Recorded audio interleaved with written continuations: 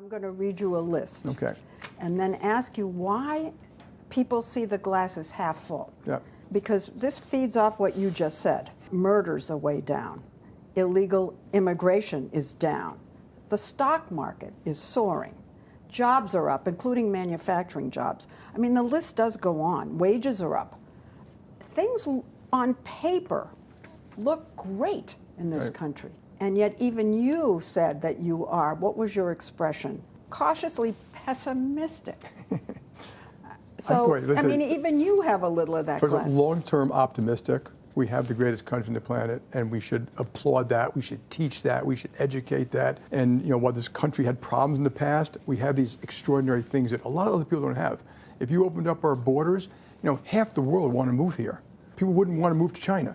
And so we should count our blessings too, but acknowledge, you mentioned those positive things, those are true, but if you are in the lower 25% of society, you're the ones who go home to areas with more crime, your income didn't go up for years, you're dying 10 years younger, you have there's more suicide, opioid, and depression, the inner cities, the schools aren't working necessarily for your kids, it's become intergenerational, we're not giving the skills they need, and they looked at things that, and they do see, a lot of people getting very rich, but not them being helped. So we should be lifting up all of society and have plans to how are we going to fix these things, acknowledge where there are flaws that don't work. And I think, by the way, ineffective and incompetent government is part of it. People look at what we do in government and they say, well, what did you do with the $5 trillion we gave you? And we had very long wars, we had EV companies getting gifts, all these companies getting gifts, but is it helping the rural areas or is it helping the inner cities? Is it helping those kids who aren't graduating high school? So, we should acknowledge those things and have plans to fix them. You don't feel we do have plans to fix them? I think we have failed to do it for 20 or 30 years. Even through the Democrats? Through anyone. I mean, just look at the facts. If you look at, some of these schools, and you said immigration is down, but illegal immigration is higher as it's ever been in this country for 4 or 5 years. And we did nothing about it. And you think we should? Absolutely. We have the strongest economy in the world. We're the envy, you know this because you're constantly traveling. We're the envy of Europe, we're the envy of Asia. What does that mean, actually? Well, okay, if you look at here, just give you some numbers for the American public. Our GDP per person used to be roughly equivalent to Europe's, and now it's 30% higher. And that's innovation, it's growth, it's business, it's capital investment, it's all these various things that we do. And then you took the positives. Jobs are plentiful, wages are fine going up to the low end, stock prices are up, home prices are up, businesses are making money. But I would put two real buts in there. One is a lot of it is also fueled by a lot of fiscal and monetary stimulus, which drives inflation a little bit. And I think the geopolitics is very complicated. It's scary, it's complicated, how we're going to deal with Russia, Iran, North Korea, and ultimately with China. And so I do think there are issues out there that legitimately have people concerned and that we need to work on properly. If anybody listened to what we have just said in the last 5 minutes, they would be so confused. I'm confused. Yeah. First, it's the best we've ever been. It's the worst we've ever been. I mean, it's like a novel here. The best of times and the worst of times. Yeah, the world is not binary. There are all these flaws we have, and there are all these wonderful things about the country.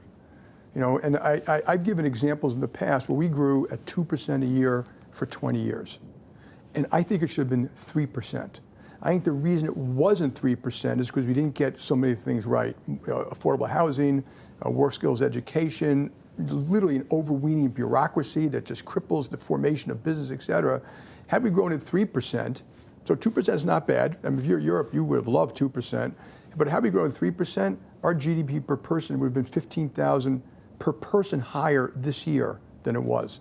And that's a big number. That would have paid for a lot of benefits and services and growth and capital investment. And so I look at it sometimes, I look at, well, what are the policies that can drive that? What did we get wrong and what should we fix? And just because we're doing better than Europe doesn't mean we shouldn't be a little more ambitious in what we think we're going to accomplish. But you're cautiously pessimistic. What are you pessimistic about? I think I mentioned the fiscal monetary stimulation and the effect of that, and maybe persistent inflation, and the geopolitics. I do believe it's the most complicated and risky geopolitical situation since World War II. You have the terrible war, Ukraine and Russia. What's going on in the Middle East is terrible. You have Iran, maybe on the verge of nuclear weapons. North Korea sending troops, and we have a world that made it on fire, but it's smoldering. And American leadership is required to fix this. And then we have China and the complexity of that relationship. It's not just Taiwan, but think of the global economic relationships. I just think those are really important subjects. I think we'll get through them, and we shall applaud anything we can do to get through those issues. But that is of great concern to me. Donald Trump coming in, new president. I was told, you tell me if it's true, that during the campaign that you occasionally gave him some advice. So now he's about to be president. Advice now? Yeah. What about, for example, steps he might take to help the economy? Very specific. Yeah, I didn't speak directly to him. I spoke to some of his staff. So I'm a patriot. I mean, I think the country is unbelievably great. I want to make it better. I think collaboration works. I think yelling and screaming at each other doesn't. I think politics aside, policy's got to be right. So the policies are the ones we've kind of spoke about a little bit. Get immigration, border security right, and then proper immigration after that, legal immigration, wanted immigration, whether it's seasonal workers, H-1B visas, which I think most people kind of agree with, by the way. Has he been right on that, in your view? As I have this debate with my wife, yes, in general. You can talk about specifics and disagree, but the concern around border security, obviously, every country in the world is concerned about that. What does your wife say? She understands that in that issue, yes, but you can disagree with other very specific things. But in the big picture, my guess is 90% of Americans say, yes, we should have proper border security. They might mean something slightly different when they say that. And I think work skills, I would love to see high schools, community colleges, and college measured on what is the outcome of the kid being educated. Like, do they get a job that's well paying? Not do they do math well? Because I think they would put a lot more pressure on schools to teach skills that could give you a really good paying job. So that could be cyber, data analytics, advanced manufacturing, nursing, technical skills, compliance, financial skills. We should do that. I'd like to see taxation where we get rid of some of these. We have far too many tax breaks for different groups, and I don't want to get into detail there, but we should get rid of most of them. And should get rid of tax breaks? A lot of them, yeah. For the wealthy? For anyone, if it's unfair or just targeted to a special group, and I think it would spread the wealth. I would double the income tax credit. I think that alone would put a lot more money into the pockets of people who are working, who are lower income. It would go into their communities, into their families. We know one thing about jobs. They bring dignity, household formation, better social outcomes like children.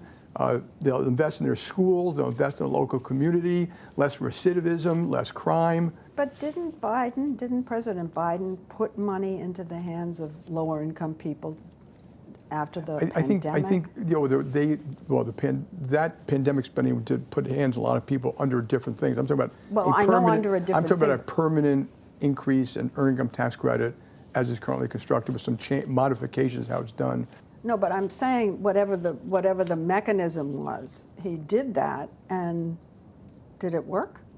Some of it worked, yeah, but I think some of it was excess. I mean, there was trillions of dollars given out. I'm talking about a very specific thing that is for people who are working but are making less than $14,000 or $15,000 or $20,000 a year.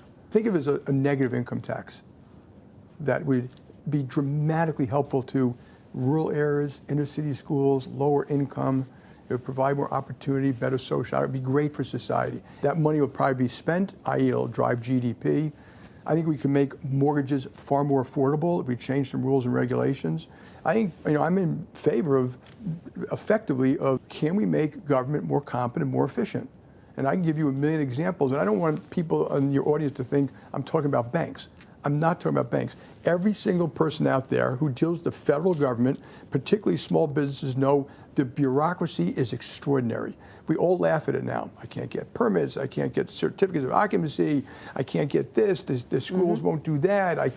People don't have to go to work anymore. All these things, it's got to be changed. I think it drives a lot of low morale, and anger at the government. And so it's got to be fixed. The government needs to demonstrate its competency. People have been saying that as long as you and I've been alive, Yeah. and nothing changes. Whatever it is, we should try to make it better. And I think the companies do that die. And if you look at what's happened in Europe, you know, one of the reasons why they have slowed down so dramatically compared to us is because of excessive regulations, bureaucracy, anti-business behavior, anti-innovation. It's all those things. And you see that happening around the world. We should not allow it to happen here. And therefore, we got to get involved in the issues in Washington, D.C. to change how we handle government. I think every government department should report to you and say, you know, dear taxpayer, you gave me, you know, $50 billion. I told you I was going to do X. Here's what I did. Here's the outcomes. We don't do that. But why not? I just think we've lost our way, and we should try to help get back on our way. It's more important than anything else we can do to make sure this great country of ours stays great. And what are the chances? I hear you saying this, and I'm thinking, that's not going to happen. I don't know. I think it's my view, okay, I spent a lot of time in D.C., just roll up your sleeves and get involved in the fight.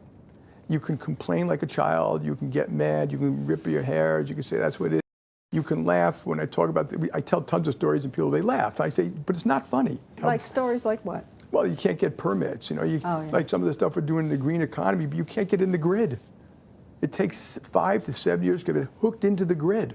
I go on and on about, you know, like this bridge between Staten Island and New Jersey. Yeah. It was falling down, took 12 years to get the permits to rebuild it. What is that about? And we accept it. Now, I wouldn't accept it at J.P. Morgan, but the American public knows this is going on. They know that, you know, very interest groups get benefits from whatever government's in party. And, you know, in my view, it should all stop. They should stop virtual signaling. They should stop all these things. They should just deal with what could make the country grow.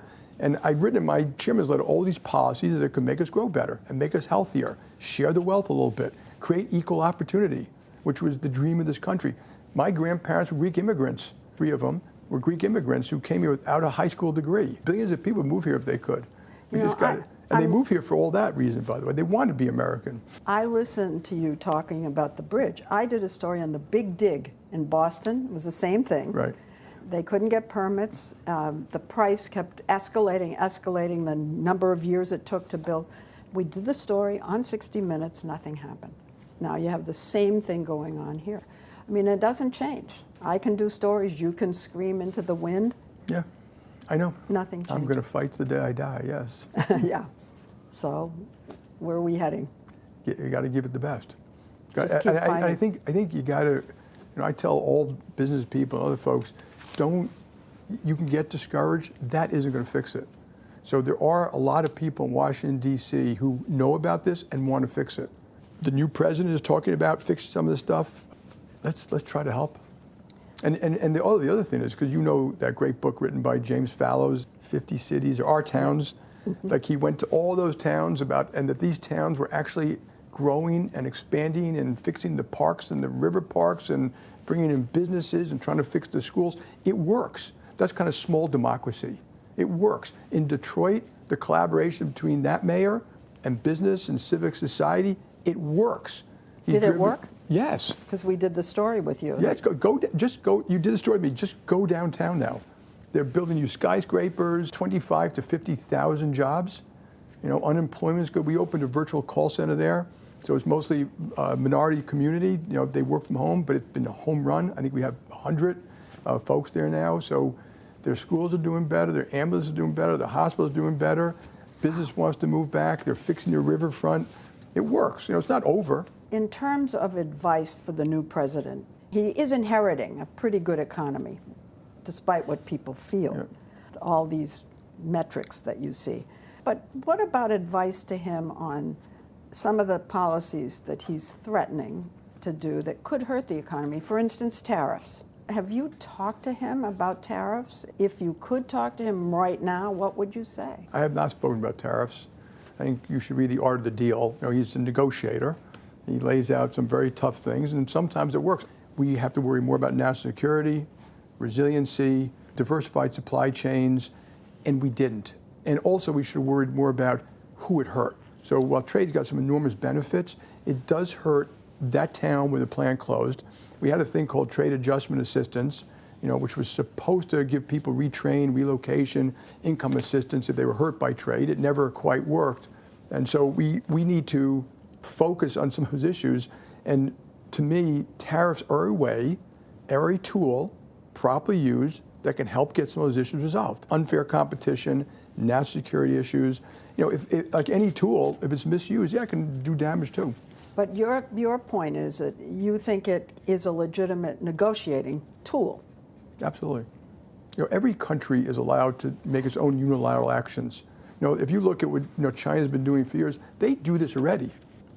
Threaten and... No, they put up their own tariffs, their own laws, their own rules, their own regulations. They make a lot of unilateral actions that they think are in their own best interest. So it's not bad for our government to do that.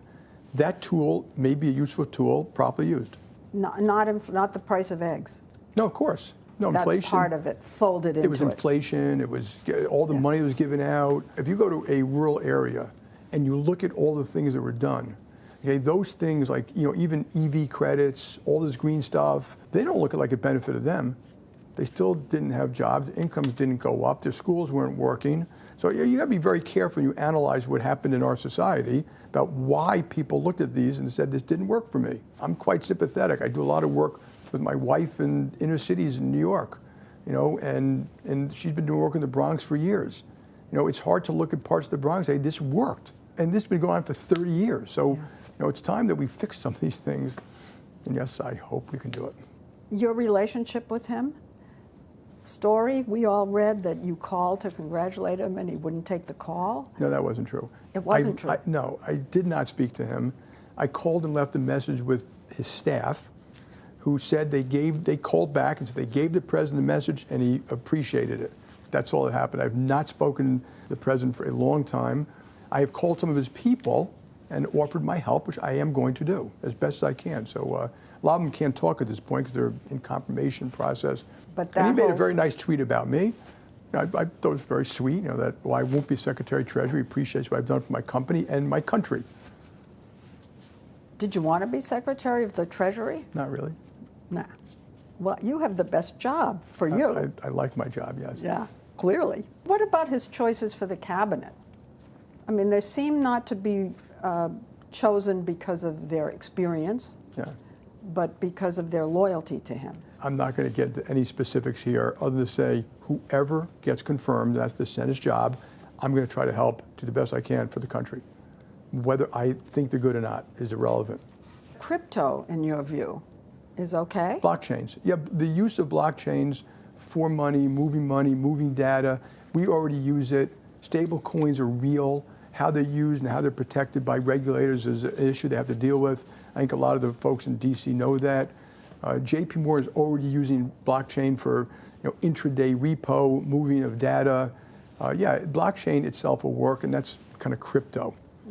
Right? Crypto contracts, embedded contracts where you can go somewhere and see what this building is. You can buy 0.1% of a building with all the detail and all the data in a permissioned area. Yeah, they'll have uses. Remember, we've been talking about it for 10, maybe 15 years. There hasn't been a lot other than Bitcoin. And Tether now is quite big. So you have been running JP Morgan, the biggest bank, for nearly 20 years. 320,000 employees. What do you do? What does the head of an organization like that do? Can you explain what you do? I'll try to explain. Well, first of all, I'm very proud of the company. We do business in 100 countries around the world. We bank all these countries, cities, schools, states, hospitals, 60,000 middle market companies, 12,000 large corporations around the world. We move $10 trillion a day. We do like $4 trillion a year financing for consumers, mortgages, credit card, loans. It's extraordinary. And we reach out to disadvantaged communities. Well, but what do you do? Yeah, the first thing I do is I wake up in the morning, I read a lot of stuff, a lot of newspapers. What time do you get up?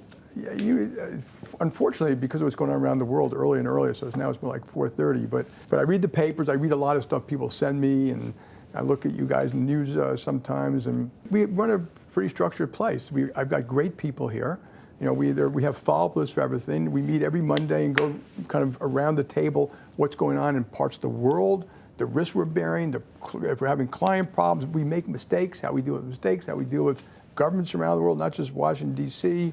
We have almost like a mini State Department to deal with some of those things.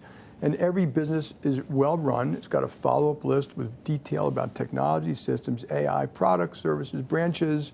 And you know, at the end of the day, I know it's a big company, but it's the branch. We have 5,000 of them, but it's the branch. There's a branch manager running the branch with 10 people, and that branch isn't that different than a community bank branch. We do checking, deposits. We might help manage your money. We might have a credit card for you, a debit card. We make mortgages. And we have to make sure we do a good job because customers walk with their feet. But what do you do? Now that's what the bank does. Oh, okay. What So probably about a third of my time is in kind of meetings people know about, business reviews around the world, management meetings, client related type stuff. I'm probably on the road 40% of the time, and I see clients and regulators, and I love hanging out with the management team, take them to dinner with spouses sometimes, and ask them, what can we do better as a company? We have these bus trips, and we ask people in the branches and the bus trips or clients, what can we do better? What's the stupidest stuff we do? If you're going to name a bunch of bureaucratic things that we do that make your job harder, what are they? And we try to fix them. And so, you know, traveling and getting out there and seeing your people You're and constantly learning. cheerleader. I'm a cheerleader, but it's not just to cheerlead. It's also to learn from them. So I think it's a mistake for someone to go to like a call center and say, rah, rah, we're a great company, without saying, by the way, what did we do wrong? You may have come from another company. What did you do better? Constant analysis, constant observation, constant follow-up lists. You got to make it fun. You know, we have a National Achievement Conference, and literally, I'm going to say there's 2,000 people in the room. They're from the branches. These are not our higher income. They're not investment bankers. Some have never been in an airplane, and you know we. Oh, you fly them in? Yeah, it's usually a big place. You need a big place. Usually Las Vegas or Nashville or Orlando or something like that. And the management team all goes. We kind of work half the time, you know, half a day, and then have a barbecue. But then we have the awards section. Most of us are on stage for hours, thanking them, greeting them. Some of those people are crying. They've never been recognized. The last person comes up, we're playing the song Simply the Best, and it's unbelievable. And it makes you appreciate what they do. We learn from them. It's motivating that I know if I don't do a good job, I'm hurting not just 30,000 people, but 80 million American consumers and countries around the world. So we all work pretty hard to make sure we're doing a good job. What does it take to be a leader of a big company? Are there specific qualities, or is it indefinable? I'm not sure I'd separate big from small, because I'll tell you what I think are important ones. One is detail, analysis, facts, repeat, rinse. Why is that branch doing better than that branch? How can I make this a little bit faster for the customer service person? How can we do a little bit better job helping the customer? Are we reading our customer complaints? Second is... You know what? That sounds boring. It's work. Sorry. It's work. It's work. Yeah, and then it's, I'd say, administration. A lot of people are a hot mess.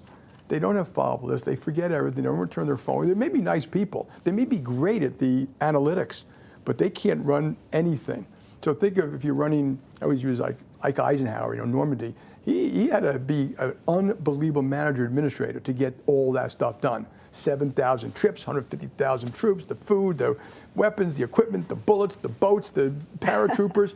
But that's really management. But then I think the last part, which I think is the most important, I'm going to use two words often not used in business, heart and curiosity. You know, the heart is that, do you actually care? And people know. They know if you're a BSer. They know if you don't care. They see it in your actions. They see it in how you treat people. They see it in how you deal with every issue you come up with inside the company. When a client calls and makes a complaint, you read it and you say, oh my God, this client is right. We mistreated them. As opposed to, that's our policy. And curiosity is constant learning. There's a humility of curiosity, which means I don't know. Tell me how you do that. How come you did such a good job there? One of my former partners, Bob Lipp, used to, at the end of the year, spend a week calling all the best branch managers saying, what did you do to get so good? How did you learn? Then he'd share best practices with people. Curiosity, heart, constant learning. Here's a new word for you. Maybe not. Maybe you know this word. Energy. No, energy. You better bring... Huge. You better bring real energy and drive. I should add that, grit. A little bit of courage, a little bit of grit, and you're all companies, not all companies, all institutions, and I'm talking about not-for-profits, schools, governments, small business, large business, Their natural state is they're getting slower and more bureaucratic. You know, that's an awful lot of stuff that you have to have in one person. If you're the boss, you better make sure that you're killing the bureaucracy all the time and you're speeding stuff up and not slowing it down. Because if you allow the natural progression to take place, the bureaucracy, it's just barnacles on the boat. And you see bureaucracy in little ways. Meetings after the meeting. No follow-up list after a meeting. But bureaucracy leads to politics.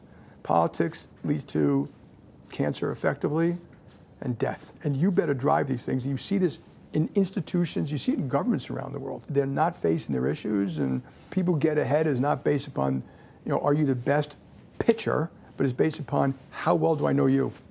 And so you better be, manage these things to try to get it right. And no matter how good you are, you'll never get it all right.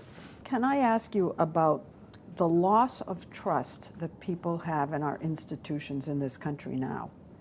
The loss of faith in our courts, in our corporations, in our government, and in the press. I don't know about you. It's a distressing thing to me. How do you feel about this, and what do we do about it? I don't feel good about it, but I think it's very important. It's not completely true. It's like when you ask people, do you trust lawyers? I mean, I forgot that 80% are going to say no. If I ask you, do you trust your lawyer? What's your answer? Of course. Of course. Same with doctors, same with stockbrokers. And so people tend to say that, but they don't. Do most people, we look at surveys, do they like where they work? Most people actually like their job. Okay? Yeah, but if you don't have faith in the Supreme Court and you don't have faith in a corporation. Yeah, I think our clients have faith in us. We break our backs for them. We're there for them through thick or thin. We were there for them through COVID, the great crisis where we didn't need government money, so they know we're there through thick or thin. We make mistakes, and I think it's very important you have a client make a mistake, you acknowledge the mistake. They don't mind you making the mistake, they mind you, no we didn't, or like, okay, I got to fix it. Thank you for telling me so I can fix the system that hurt a lot of people. I don't know why it's gotten so bad everywhere. I think part of it is we talk about government. I think government has to do a better job justifying what it does and how it does it and what the outcome is. And I'm not talking about firemen and police. I'm really talking about the $4 trillion that goes to the federal government, in some cases state and local governments. I think we don't teach enough about what's great about the country. I think when we denigrate ourselves nonstop, I think it just starts to cut away at any faith in any institution. And I don't want to blame the press, but I think the press can do a slightly better job too. Social media, you read the same stuff I read. There's a lot to go there, and can social media do a better job policing itself? I personally think they can, and I think they should. By simple stuff like verifying who's saying those things. Yeah, just that one step. We just have all these social media companies getting rid of the fact checkers. But I think the fact checkers doesn't work. I think they should get rid of the fact checkers. They are getting rid of the fact checkers. But verify who you are. So when you enter JP Morgan systems, we know who you are. Okay, and because we know who you are, if you're posting something, you are now under the law of the United States of America on what you say, how you say it, and who you say it to. Yeah, but who's going to say it? And so right now, in a lot of the stuff that's these robots, these fake things, jazzing things up, you would say whatever you want. And I think that's one, by verify. And then also, you should get to pick your own algorithm. This algorithm is jazzing you up is no different than getting you addicted. And I don't like it. I think that one day, I don't know if it's legislators or companies themselves should do more about that. Give you a choice of options. When you come to a JP Morgan, we don't make you do what we want. We give you advice. We give you all the options. We try to explain it to you. You should have that. I don't want to see anything about X. I don't want to see violence. I don't want to see X, Y, or Z. But I do like sports, and I like Leslie Stahl. And I like that. I want to see. And there's some of that, but there's too much where anyone can say whatever they want, and they're saying it to 100,000 people all the time, and they don't have to, and they can say something that's against the law, but we don't know who they are. And I think that we're making a mistake. I think when you have children, suicide rates with children are 50, 75% higher, and it might be because of social media. I mean, I think that, yeah, we should be taking some actions in that, and I'm not an expert in it, but I find it quite disturbing. Without violating First Amendment rights, by the way. You can say whatever you want. It's just we know who you are, and you're subject to the law. You have said that we're already in World War III. I didn't say that. What did you say? I said that someone else had said it, and that at a minimum the world is smoldering. The person who said it is someone I respect, and they pointed out that if you go back to World War II, that the war started in 1932 Manchuria, in Spain in the mid-30s, Czechoslovakia, then it was Poland, and then it was Japan, and then it was, and that it spread. And this person was pointing out that we already have multiple wars taking place and people partnering up like we've never had before. So if you go back to our military planners in 1940, I think even in 1940, it did not occur to them that Japan would partner with Germany. So they weren't prepared for all of a sudden, two fronts. Yeah. And so, this thing is that complicated. You have, Russia, Iran, and North Korea aiding and abetting a terrible war in Ukraine, doing sabotage across Europe today, and aiding and abetting, the attacks by, quote, proxies on Israel, and building nuclear weapons. And, nuclear proliferation is probably the worst thing the world faces. And then China isn't necessarily part of that, but they're on the wrong side of that. Feeding it, yeah. Yeah, and they're doing microelectronics and benefiting from oil trade and all that stuff like that. So it makes our relationship with China very complex. And I think as long as this war is going on, it'll be even more complex, even aside from Taiwan. I'm talking about national security, trade, unfair trade. Though I do want to point out to the American public, I'm not afraid of China. I already mentioned we have all the foodborne energy in the world. They don't. Our neighborhood is a beautiful place, Atlantic Pacific, Canada, Mexico, no wars. They've got a very complex neighborhood where they've irritated their neighbors quite a bit. Korea, the Koreas, Japan, Indonesia, Vietnam, Pakistan, they're having border skirmishes with India, and Russia. That's a tough part of the world. Our GDP per person is $80,000, theirs is 15. Ooh. Our demographics are actually rather good, theirs aren't. We have the best universities in the world, the best, and I said the power of that freedom. I think you're seeing a little bit when freedoms get lost. It hurts their economy, it hurts their innovation, it hurts their growth. And so why don't they see that? It's amazing, isn't it? The common refrain is that they today look at us as a, decadent, weak and lazy nation. And I look at it and say, there's no way America's weak and lazy. I mean, look at our military.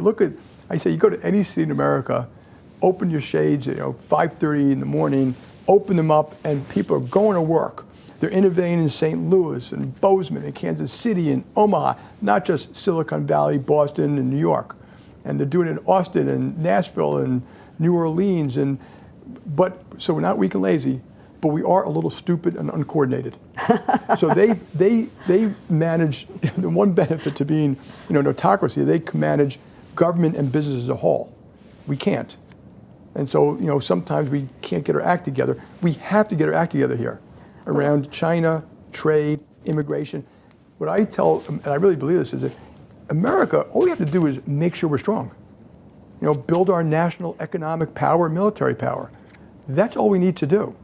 We don't have to be afraid of them. And the stronger we are, the better position we're in. And so I think there are a lot of things, we're huge supporters of the United States military and huge supporters of our economic strength, which is the foundation to all things. I'm going to ask you something about China, Yep. specifically China and American business people. A lot of American companies are pulling out of China because people who work for American companies in China are being harassed, they're being arrested. American companies are no longer making the same kind of money they used to in China. Do you recommend that American companies pull out? Are you pulling out of China? I know No, JP we're not. Morgan It's is there. It's a little complicated issue, so this is very important. The American government sets foreign policy, not JP Morgan. And so we are in China, we're still in China, and obviously the risk has changed, I completely understand that, and we may have to do things differently because of American policy or because of Chinese policy. But remember, the people we bank there are a lot of American companies. I know, but they're pulling out. Well, no, you say that. Some are, some aren't. They're all doing different things. Some are just changing their supply chains. They relied on China for too much, and they're moving some of it to Vietnam or Mexico.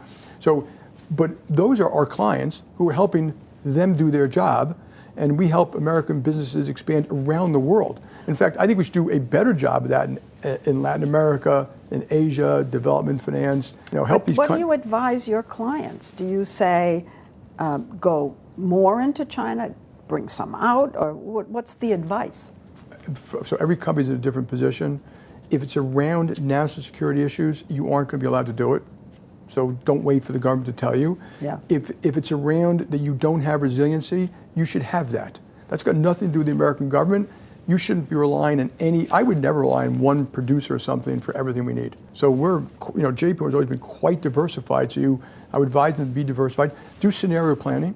Like, what are you prepared for? So we do a lot of risk planning around bad things that can happen, so I can serve my client in good times and bad, mostly in bad.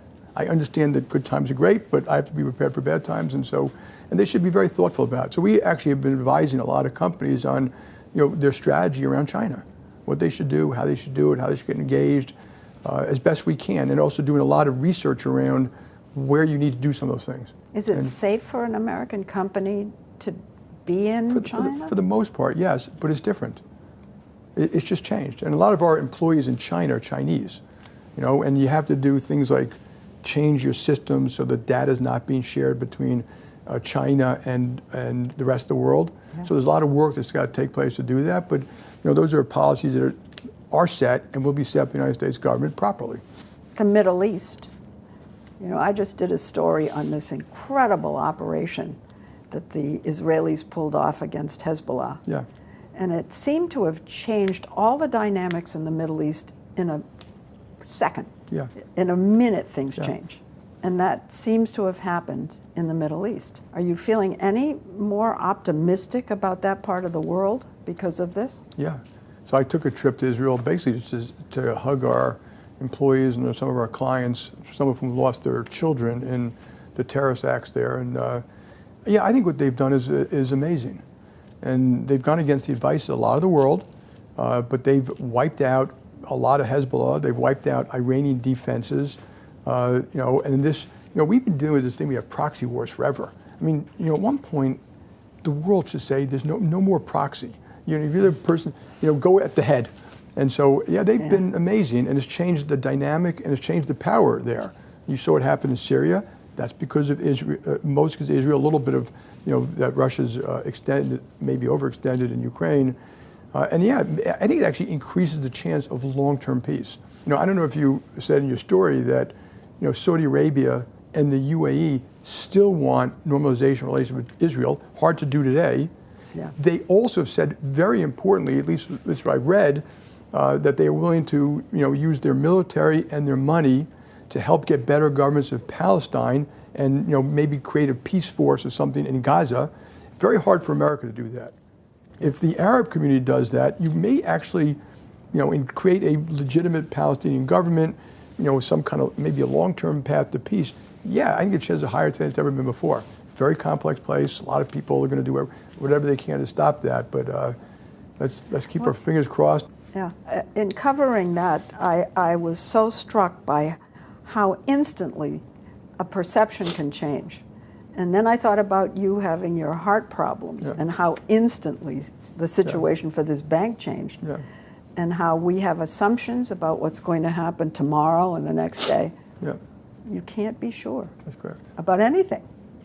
That's correct. So why even plan, Hey. No, we plan it. I mean, I know you do. I'm it's a all risk about planner. planning. Like, you'd be shocked at the amount of scenarios we have. I always talk to the Federal Reserve about their stress tests. We do 100 a week. And then we do. Well, give me an example. Give us an example of a stress test. Okay. Well, what if interest rates go to 8% as opposed to 2%?